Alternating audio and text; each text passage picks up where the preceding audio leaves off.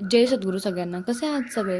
तर आज अचानक मला ना डॉक्टरांकडे जावं लागलं. तर झालं असं, सकाळ-सकाळी मी ना एक नारळ पाणी पिऊन घेतलं. त्याच्या आधी माझं टिफिन वगैरे सगळं रेडी होतं आणि अंघोळ वगैरे करून घेतली आणि त्याच्यानंतर ना मी गुळ शेंगदाण्याचा लाडू आणि खजूर खाऊन घेतले. माझ्याकडे नाही रात्री बदाम भिजत घालायची विसरली, त्याच्यामुळे 2च आयटम खाऊन घेतले मी प्रोटीनयुक्त.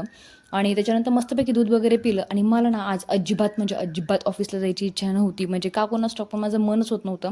आणि सडनली मला आठवलं, म्हणजे मी तयारी वगैरे केली ऑफिसला जाण्यासाठी आणि निघाले पण निम्म्या रस्त्यापर्यंत गेले आणि सडनली मला आठवलं की आज आपलं इंजेक्शन आहे टीटीचं, कारण मी सरकारी दवाखान्यामध्ये घेते आणि त्यांचे ना असे वार असतात बुधवार मंगळवार असे, आणि मग आज होता बुधवार. मग मी गेले मस्तपैकी इंजेक्शन घ्यायचं होतं आणि मला रिपोर्ट पण दाखवायचे होते दवाखान्यामध्ये.